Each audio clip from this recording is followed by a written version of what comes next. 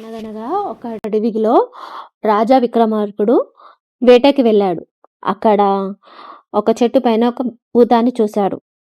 ఆ భూతం అన్నది, నా పేరు బేతాళుడు, నేను ఇక్కడే ఉంటాను అని వెళ్ళి రాజ విక్రమార్కుడి యొక్క భుజం పైన కూర్చొని, నేను నీకు ఒక కథ చెప్తాను, నువ్వు ఒకవేళ మాట్లాడలేవనుకో, నీకు సమాధానం తెలిసి కూడా నీ తల 1000 ముక్కలైపోతాయి. ఒకవేళ నువ్వు మాట్లాడితే నేను మళ్ళీ నా చెట్టు పైకి వెళ్ళిపోతాను, నా ఇంటికి అని అన్నారు. అప్పుడు విక్రమార్కుడు సరే అని చెప్పి, చెప్పు బేతాళ కథ అని అన్నాడు. అయితే అనగనగా ఒక రాజ్యంలో ఒక దొంగ ఉన్నాడు.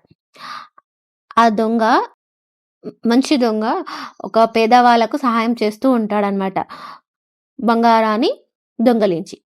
అయితే ఆ విషయం రాజు ఒకసారి దొంగని పట్టుకున్నప్పుడు విచారణలో తేలింది.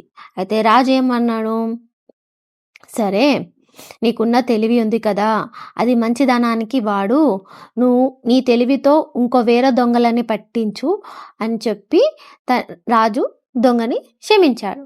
దొంగ ఒప్పుకొని నిజాయితీపరుడుగా మారిపోయాడు, దొంగతనాలన్నీ మానేసి. అప్పుడు రాజు ఎలా అయితే చెప్పాడో అలా దొంగలని పట్టిస్తూ రాజును సంతోషంగా పెట్టాడు.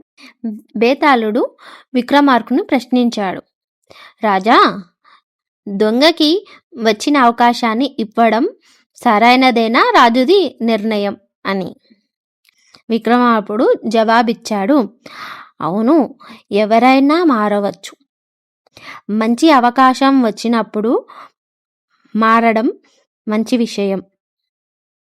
బేతాళుడు నవ్వి అన్నాడు, బాగా చెప్పావు రాజా, కానీ నువ్వు మాట్లాడావు కాబట్టి నేను మళ్ళీ తిరిగి వెళ్ళిపోతున్నా అని అన్నాడు.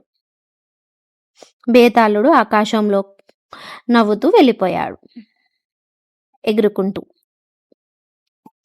ఇందులో నీతి ఏంటంటే, ప్రతి ఒక్కరూ మారే అవకాశం ఇవ్వాలి, మంచి మార్గం ఎంచుకునే అవకాశం వదలొద్దు.